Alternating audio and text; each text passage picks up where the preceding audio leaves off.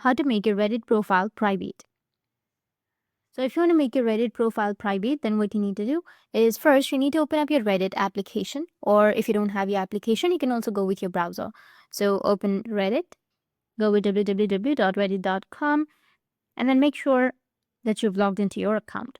Now, once you've logged in, if you want to make your Reddit profile private, then go with your profile, which will be in the top right. And from the profile, you'll have an option of settings. You need to go with settings.